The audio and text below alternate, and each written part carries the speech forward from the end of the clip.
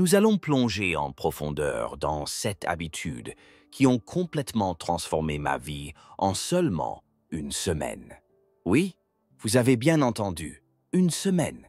Je sais, cela semble presque trop beau pour être vrai, mais je vous promets que ces habitudes ne sont pas simplement des conseils banals que l'on entend partout. Ce sont des habitudes réelles, brutes et honnêtes que j'ai personnellement intégrées dans ma routine quotidienne.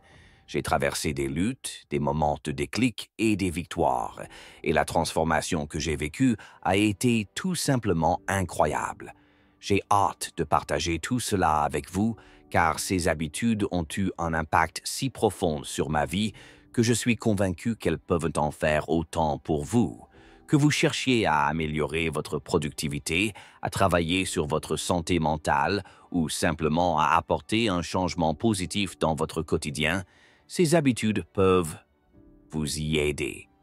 Alors, prenez une tasse de café, installez-vous confortablement et plongeons dans le sujet.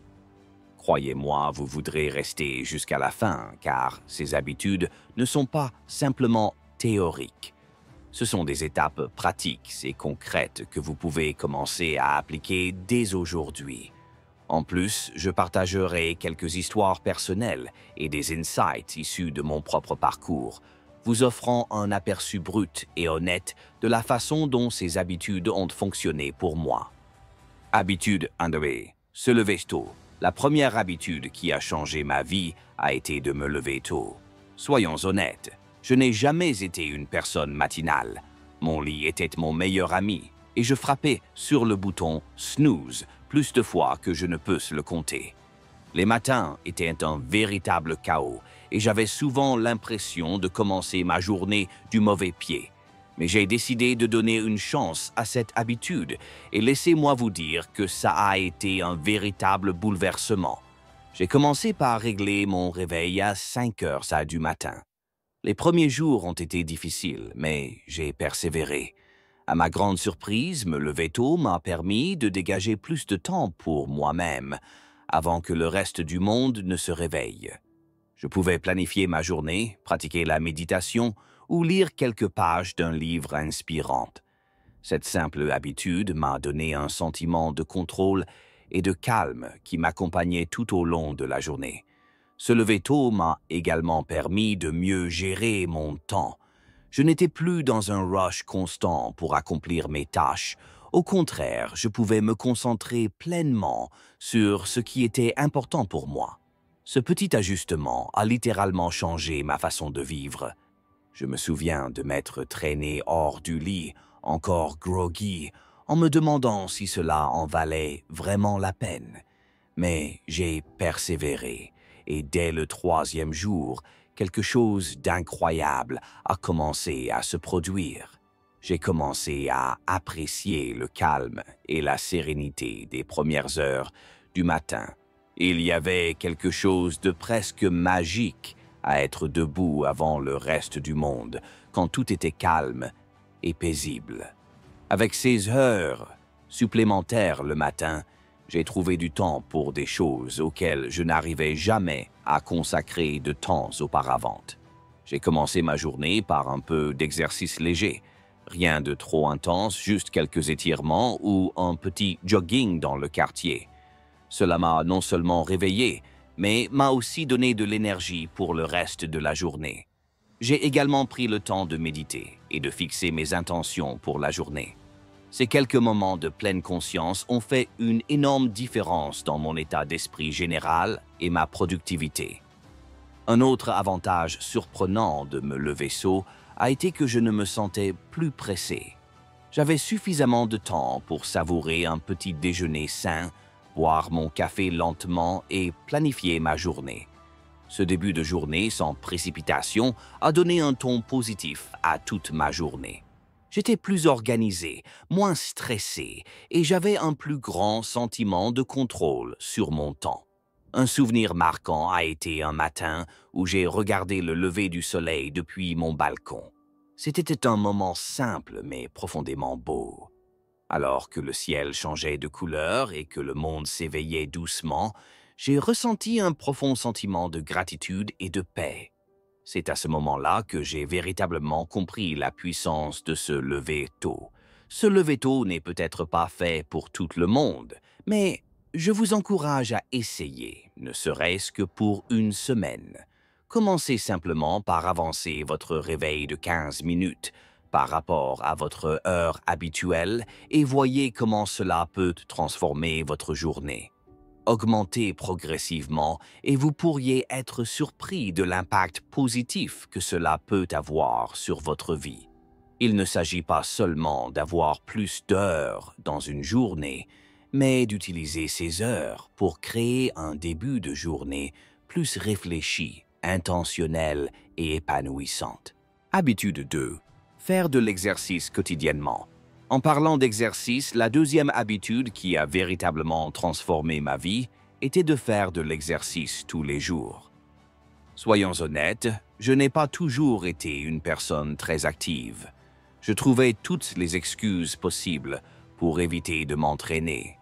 Je suis trop fatigué, je n'ai pas le temps, ou je commencerai demain.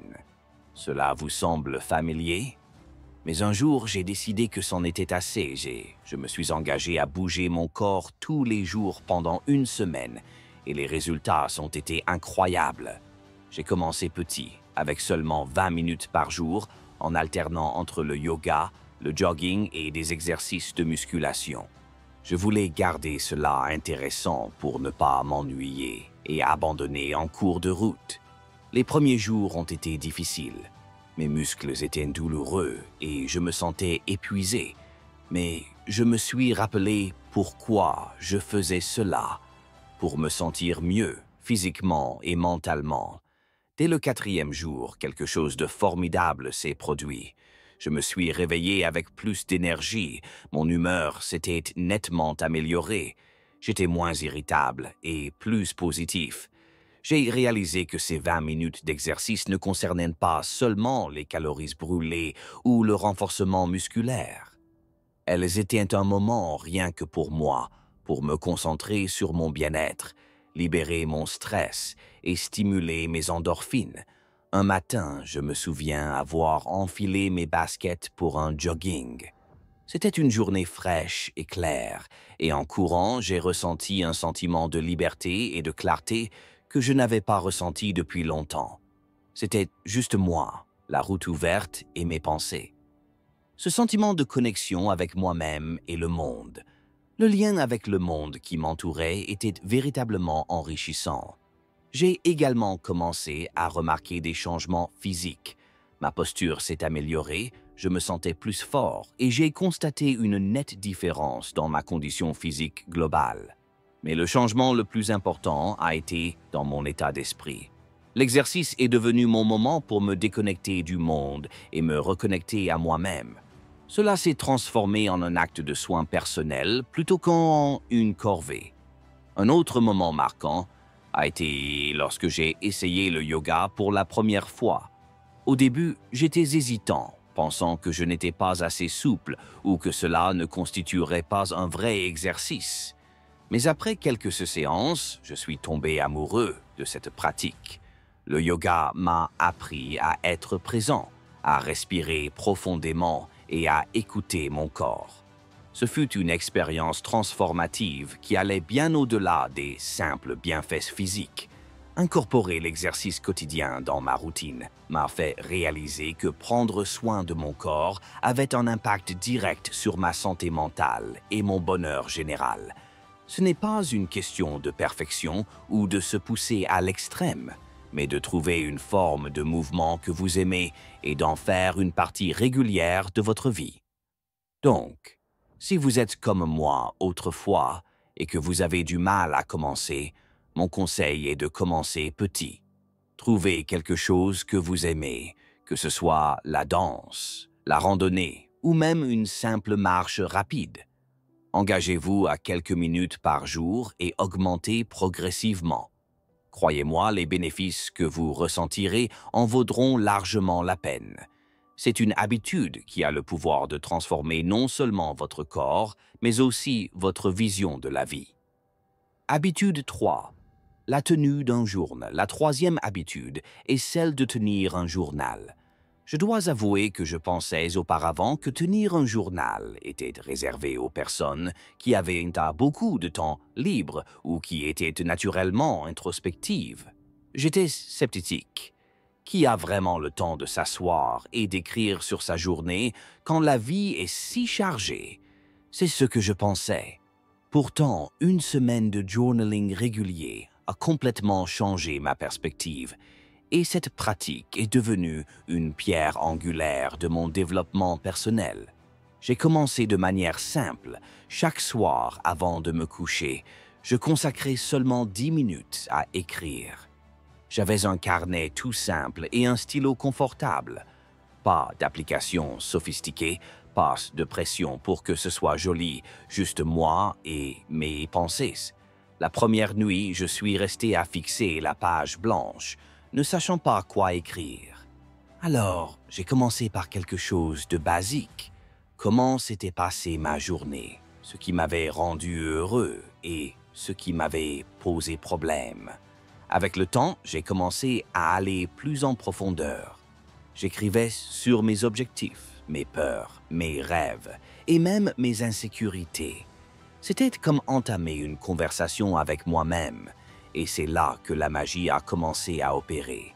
J'ai commencé à remarquer des schémas dans mes pensées et mes comportements. J'ai compris que certaines de mes préoccupations étaient totalement hors de mon contrôle, tandis que d'autres étaient des domaines où je pouvais prendre des mesures concrètes. Un soir, je me souviens avoir écrit sur une journée particulièrement stressante au travail. En mettant mes pensées sur papier, j'ai pu mieux comprendre mes émotions. J'ai noté ce qui m'avait précisément stressé, comment cela m'avait fait ressentir, et ce que je pourrais faire différemment la prochaine fois. Ce simple acte de réflexion m'a apporté de la clarté et m'a permis de mieux gérer mes émotions. Un autre aspect puissant du journaling a été le suivi de mes progrès. Je notais mes petites victoires et les étapes franchies, même les plus insignifiantes. Relire ces entrées me donnait un sentiment d'accomplissement et me motivait à continuer d'avancer. Par exemple, j'ai écrit sur une présentation qui me rendait nerveux et je me suis préparé pour cette présentation. Et voir tout le processus documenté dans mon journal ainsi que le résultat positif a été incroyablement encourageant. J'ai également intégré une section de gratitude dans mon journal. Chaque jour, j'y inscrivais 3 choses pour lesquelles j'étais reconnaissant.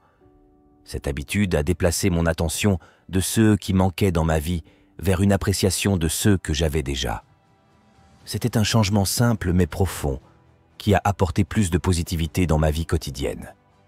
Un des souvenirs les plus marquants que j'ai notés concernait un acte de gentillesse spontanée. Un inconnu m'a aidé lorsque je peinais à porter mes sacs de course. Écrire sur cet acte non seulement m'a rempli de gratitude, mais m'a aussi inspiré à rendre cette gentillesse à mon tour. Grâce au journaling, j'ai découvert énormément de choses sur moi-même, mes désirs, mes peurs, mes forces et mes faiblesses. Cela est devenu une forme de thérapie, un moyen de démêler l'enchevêtrement complexe de pensées et d'émotions que nous portons tous en nous. Mon journal est devenu un espace sûr où je pouvais être totalement honnête avec moi-même, sans crainte d'être jugé. Si vous n'avez jamais essayé de tenir un journal, je vous encourage vivement à commencer. Ne vous inquiétez pas de la perfection de votre écriture ou de la profondeur de vos pensées. Écrivez simplement ce qui vous passe par la tête. Un flot de conscience, le récit de votre journée ou une réflexion sur un événement précis. Accordez-vous la liberté d'exprimer tout ce que vous ressentez. Vous pourriez être surpris de voir à quel point cela apporte de la clarté et de la paix dans votre vie. Rappelez-vous, ce n'est pas ce que vous écrivez qui compte, mais le processus d'écriture lui-même. Four, l'alimentation consciente. Je prêtais rarement attention à ce que je mangeais ou à la quantité que je consommais. Mes repas étaient souvent rapides et distraits, consommés tout en faisant défiler mon téléphone ou en travaillant sur mon ordinateur portable. Je ne réalisais pas à quel point cela affectait mon bien-être général jusqu'à ce que je décide d'essayer l'alimentation consciente pendant une semaine. L'alimentation consciente consiste à prêter une attention totale à l'expérience de manger et de boire, aussi bien à l'intérieur qu'à l'extérieur de notre corps. C'est savourer chaque bouchée, remarquer les saveurs, les textures et même les sons de notre nourriture. J'ai donc pris l'engagement de manger tous mes repas en pleine conscience. J'ai commencé par créer un cadre propice à mes repas. J'ai dégagé la table à manger, mis en place un bel espace pour moi et supprimé toutes les distractions. Pas de téléphone, pas de télévision, pas d'ordinateur portable. Au début, cela m'a semblé étrange de m'asseoir tranquillement face à mon repas, mais cela est vite devenu un rituel apaisant. J'ai entamé chaque repas par quelques respirations profondes pour me recentrer et ramener mon attention au moment présent. Très vite, j'ai remarqué que je savourais beaucoup plus ma nourriture. J'ai pris le temps de vraiment goûter et apprécier chaque bouchée. Des aliments que j'avais mangés des centaines de fois auparavant avaient soudain des saveurs et des textures nouvelles et agréables que je n'avais jamais remarquées. Par exemple, le croquant des légumes frais et la douceur des fruits mûrs étaient beaucoup plus prononcés. C'était comme redécouvrir la nourriture en haute définition. Un autre changement majeur a été le sentiment de satisfaction après mes repas. En mangeant lentement et en pleine conscience, je permettais à mon corps de signaler lorsqu'il était rassasié. Cela représentait un grand changement pour moi, car auparavant je mangeais rapidement et finissais souvent par trop manger. En prêtant attention à mes signaux de faim et de satiété, j'ai constaté que je mangeais naturellement moins tout en me sentant pleinement satisfait. Cette approche a complètement transformé ma relation avec la nourriture, en la rendant plus consciente et plus équilibrée. Une expérience mémorable fut avec un simple bol de flocons d'avoine. Habituellement, je l'avalais rapidement sans y penser, mais cette fois-ci, j'ai pris mon temps. J'ai savouré la texture crémeuse et la douceur subtile du miel que j'avais ajouté dessus. Ce moment est devenu un instant de gratitude et de pleine conscience qui a donné une note positive à ma journée. J'ai également commencé à remarquer comment différents aliments affectaient mon corps. Les aliments transformés et lourds me laissaient souvent une sensation de fatigue et de ballonnement, tandis que les aliments frais et complets me donnaient une sensation d'énergie et de légèreté. Cette prise de conscience m'a naturellement conduit à faire des choix plus sains, sans ressentir de privation ou de frustration. Un autre aspect de l'alimentation consciente est de reconnaître les liens émotionnels que nous avons avec la nourriture. J'ai commencé à identifier les moments où je mangeais par ennui, par stress ou pour un réconfort émotionnel, plutôt que par une véritable faim. Cette prise de conscience s'est révélée puissante. Au lieu de grignoter sans réfléchir, je pouvais m'attaquer à l'émotion sous-jacente. Peut-être avais-je besoin d'une pause, de me détendre ou d'échanger avec un ami plutôt que de me jeter sur un paquet de chips. Une soirée en particulier, j'ai ressenti une envie de quelque chose de sucré après le dîner. Au lieu de céder automatiquement à un dessert, j'ai pris un moment pour me demander si j'avais vraiment faim ou si je cherchais simplement une récompense après une longue journée. En réalisant que je n'avais pas réellement faim, j'ai opté pour une tasse de tisane chaude. Ce fut une petite victoire, mais elle a montré à quel point l'alimentation consciente pouvait être bénéfique. Intégrer l'alimentation consciente dans ma vie a été une expérience transformative. Cela m'a aidé à développer une relation plus saine avec la nourriture, à améliorer ma digestion et même à renforcer mon bien-être général. C'est une habitude que j'ai continuée au-delà de cette première semaine et je ne peux que la recommander. Si vous souhaitez essayer l'alimentation consciente, commencez par un seul repas par jour. Asseyez-vous sans distraction, prenez quelques respirations profondes pour vous recentrer et savourez pleinement chaque bouchée. Vous pourriez être surpris des bienfaits que cela apporte à votre vie. Prenez de profondes respirations et savourez chaque bouchée. Portez attention aux saveurs, aux textures et à la manière dont les aliments vous font ressentir. Vous pourriez être surpris de constater à quel point cette pratique simple peut transformer votre expérience alimentaire. C'est une excellente façon de vous reconnecter avec votre corps et d'apprécier pleinement la valeur nutritive que la nourriture vous apporte. Habitude 5. Réduire le temps passé devant les écrans. La 5e habitude consiste à limiter le temps passé devant les écrans. Celle-ci a été particulièrement difficile pour moi et je pense qu'elle pourrait l'être pour beaucoup d'entre vous également. Nous vivons dans un monde numérique où il est facile de se laisser entraîner dans des heures infinies de défilement sur les réseaux sociaux, de visionnage en rafale de séries ou de vérification constante des emails. Cependant, j'ai réalisé que tout ce temps passé devant les écrans nuisait à ma santé mentale, à ma productivité et même à la qualité de mon sommeil. J'ai donc décidé de fixer des limites claires et de voir ce qui se passerait. J'ai commencé par limiter à 1 heure par jour le temps passé devant un écran pour des activités non liées au travail. Cela signifiait plus de défilements sans fin sur Instagram, plus de marathons YouTube interminables et plus de soirées TV tardives. Au début, cela a été difficile, car j'étais habitué à combler chaque moment libre avec un écran. Mais rapidement, j'ai remarqué un changement majeur. J'avais soudainement beaucoup plus de temps dans ma journée. Je n'avais jamais réalisé à quel point les écrans consommaient mon temps jusqu'à ce que je prenne conscience de leur impact. Avec ces heures supplémentaires, j'ai redécouvert de vieux passe-temps et des centres d'intérêt que j'avais négligés. J'ai enfin lu un livre que je voulais depuis longtemps, repris le dessin et l'esquisse, et même essayé de nouvelles recettes en cuisine. Un soir, au lieu de regarder la télévision après le dîner, j'ai décidé de faire une promenade dans le parc. L'air frais, les sons de la nature et le simple fait de bouger mon corps m'ont semblé incroyablement revigorants. Ce contraste avec la léthargie provoquée par les écrans était frappant. Cette promenade est rapidement devenue une partie essentielle de ma routine quotidienne, quelque chose que j'attendais avec impatience et que j'appréciais profondément. Un autre changement significatif concernait la qualité de mon sommeil. J'avais l'habitude d'emporter mon téléphone au lit, en défilant sur les réseaux sociaux ou en regardant des vidéos jusqu'à ce que je me sente fatigué. Cependant, cette habitude me laissait souvent dans un état d'agitation, perturbant mon sommeil. Limiter le temps passé devant les écrans m'a non seulement permis de retrouver du temps précieux, mais aussi d'améliorer mon bien-être général. C'est une habitude difficile à adopter au départ, mais les bénéfices en valent largement la peine. En réduisant le temps passé devant les écrans, en particulier avant de dormir, j'ai trouvé qu'il était beaucoup plus facile de me détendre et de m'endormir.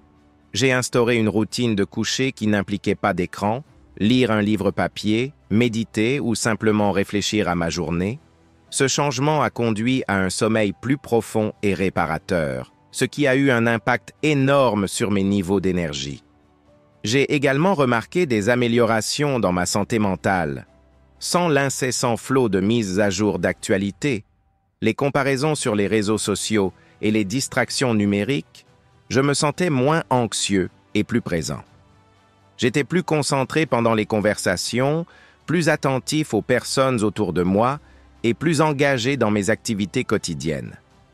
C'était comme si un voile s'était levé, me permettant de mieux voir et vivre ma vie. Un jour particulièrement mémorable, j'ai passé tout un après-midi dans un café local avec simplement un carnet et un stylo. J'ai noté mes pensées, planifié des objectifs et même fait quelques croquis. Ce moment, libre de toute interruption numérique, a été incroyablement paisible et productif. Je me sentais plus connecté à moi-même et à mon environnement d'une manière que les écrans ne permettent pas. Bien sûr, il y a eu des moments de tentation et quelques écarts, mais chaque fois que je me surprenais à tendre la main vers mon téléphone par habitude, je me rappelais doucement les bénéfices que j'étais en train de vivre et je réorientais mon attention vers quelque chose de plus enrichissant. Réduire le temps passé devant les écrans ne signifie pas éliminer complètement la technologie de votre vie, mais plutôt créer un équilibre plus sain et utiliser votre temps de manière plus intentionnelle. Si vous vous sentez submergé ou déconnecté, je vous encourage à essayer de fixer des limites concernant le temps passé devant les écrans. Commencez petit, peut-être avec 1 heure de moins chaque jour et augmentez progressivement. Utilisez ce temps supplémentaire pour vous reconnecter avec vous-même, vos proches et le monde qui vous entoure. Vous pourriez être surpris de découvrir à quel point la vie peut être plus riche et plus épanouissante lorsque vous vous éloignez des écrans pour vous engager davantage avec le monde réel. Voilà, Tout le monde, cela conclut notre exploration des 7 habitudes qui ont changé ma vie en seulement une semaine. Ce fut une expérience incroyable, non seulement de mettre en pratique ces habitudes, mais aussi de les partager avec vous. Chacune de ces habitudes a le pouvoir d'apporter des changements positifs significatifs dans votre vie. Et je suis convaincu que si elles ont fonctionné pour moi, elles peuvent fonctionner pour n'importe qui. Ces habitudes vous inspirent? Je vous encourage à les essayer vous-même.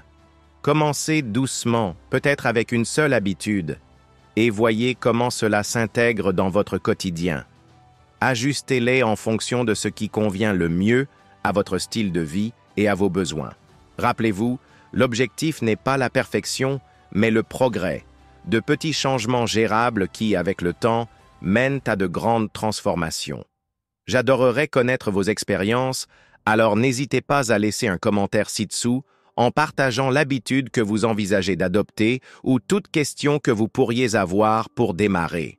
Vos retours et histoires sont ce qui va rendre cette future communauté si incroyable et solidaire. Si vous avez trouvé cette vidéo utile, n'oubliez pas de liker, de vous abonner et d'activer la cloche de notification pour ne manquer aucun de nos futurs contenus. De nombreux conseils et idées sont à venir et vous ne voudrez pas passer à côté. Pensez également à partager cette vidéo avec vos amis ou votre famille qui pourraient bénéficier de ces habitudes. Cela pourrait faire une grande différence dans leur vie. Merci infiniment d'avoir regardé et souvenez-vous, les petits changements mènent à de grands résultats. Continuons à grandir, à évoluer et à transformer nos routines quotidiennes en moments puissants d'amélioration personnelle. À la prochaine vidéo et surtout, restez formidables!